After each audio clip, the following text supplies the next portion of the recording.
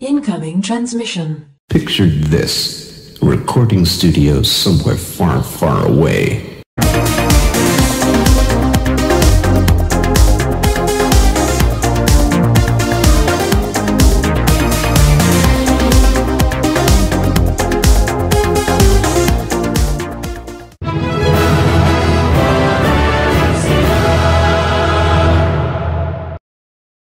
Welcome, Watchers of Illusion, to my Castle of Confusion on the 26th of August. I've decided I'm going to give you a bit of a double whammy.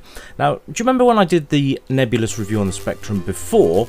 It was the 48K version. Well, I found the 128K version, so I thought we'd have a little bit of a play on this one, just to see the difference. And you can already hear the music is so much nicer. Graphically, I don't think there's any differences graphically, excuse me. No differences graphically, but the sound. We now have sound. We have little footprints, footsteps, and a lot better notification of when that spinny thing's coming. Now, why is this a double? Well, it's a double because I'm looking at this on not only the ZX Spectrum 128K, but I'm also going to be looking at it on the Commodore 64, because a lot of you have said that it's the definitive version. Now, I want to check that out for myself. The sounds are so much nicer here now. It's really quite nice. It has made a big difference. And, you know, I'm still not going to get off this damn tower. But you know what? It wasn't about trying to defeat the tower. This, as you can see, the time is still as relentless as ever. But it's just, I think the sound adds a lot more to the game. I mean, obviously it didn't come out at the time of the ZX Spectrum 128K, maybe, I don't know, but I think this is quite a recent re-release, which is quite nice. Obviously the machines are getting a bit of a revival as far as new games go, or even updated games.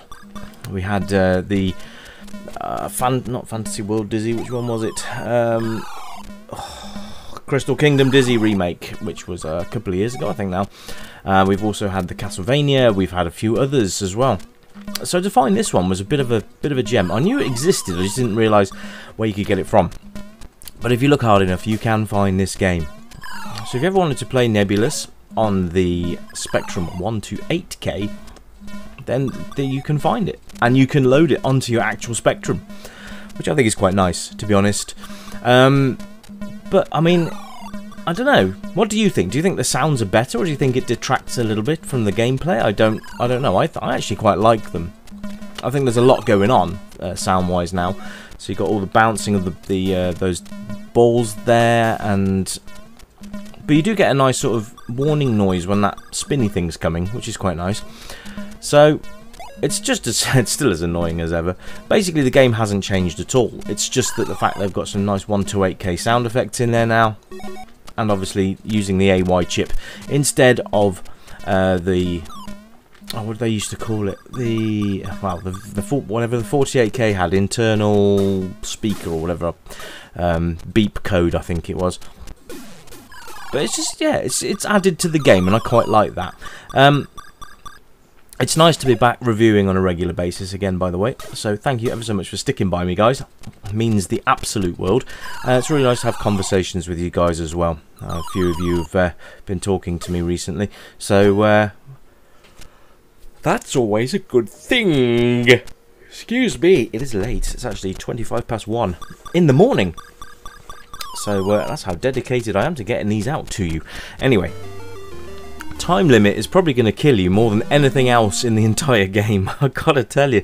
But you know, it's a case of skill, and I just don't have it for this game, I'm afraid. So if you've tuned in to see if I can get past Tower 1, well, I've got news for you. It probably ain't going to happen. Let's see how far I can get. But I'm going to look at the C64 version in a minute, because you've seen the Spectrum version before. I just wanted to fill you in with the updated sound effects and music, which I think are absolutely brilliant. So it has increased the game's enjoyability, for me at least. What do you think? Do you reckon that the sound effects give it a nice little edge? I'd love to hear from you guys. But let's crack on with the C64 version. So you can see a lot more colourful than the old Specky, which is, that's not really surprising, is it?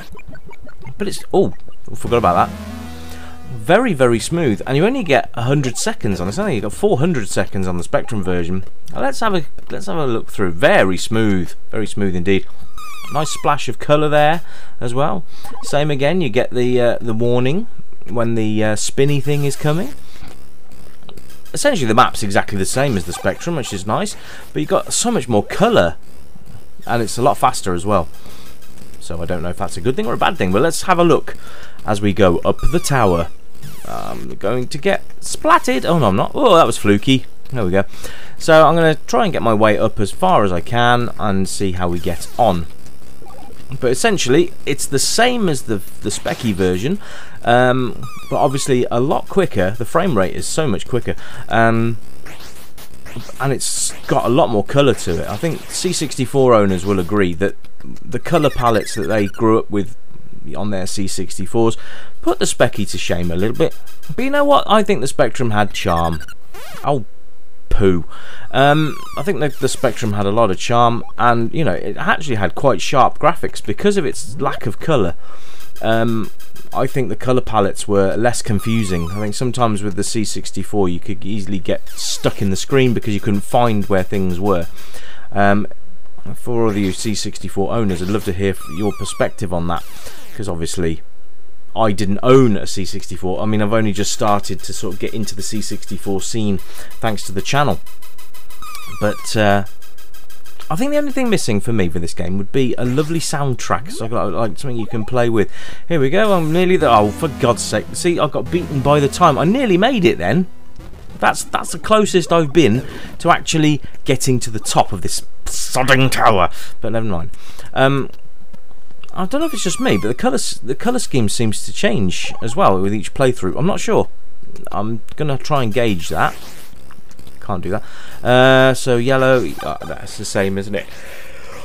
Excuse the yawning, everybody. Do apologise for that. But I like this. I like this a lot. I looked at a video earlier on of Nebulus 2. Oh dear. That's all I'm going to say. I think I might have to review it just for the sake that it looks so bad when you compare it to this lovely little gem.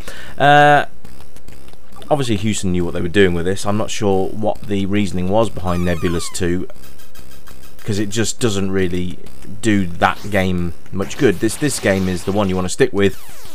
If you want really irritatingly hard and just ridiculous, then Nebulus 2, oh dear, would be the one for you.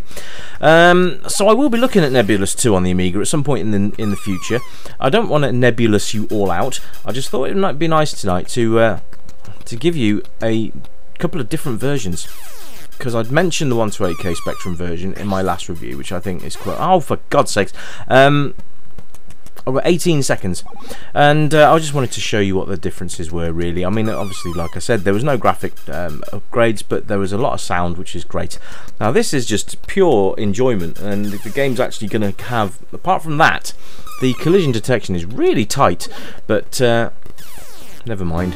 There we go. I'll time up again. I tell you what, it's just one of those games where the timer defeats you more than anything else, and I'm not sure why there's only 100 seconds. That doesn't seem like a lot of time to me, but hey, what do I know?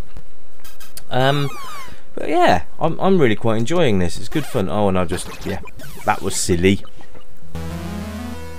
But if you haven't played Nebulus on the C64, this is probably the one I would recommend going for. Not played it on the Amstrad yet, but that's to come. So keep your eye out for that. I'm not doing it immediately because obviously I've done Nebulus a couple of times in the last couple of weeks, so I don't really want to be just throwing Nebulus at you.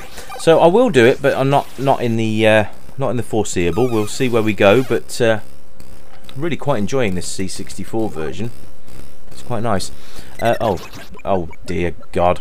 Anyway, guys, that's about it from me for today. I hope you've enjoyed the double Nebulus review, and let me know if you've played it on either system. I look forward to hearing from you all as usual in the comments. Hello to new subscribers, you guys are awesome. Hello to my existing posse, you guys are also awesome. So I hope you've had a great bank holiday Monday, and I'll be back very soon. You keep it retro, and bye for now.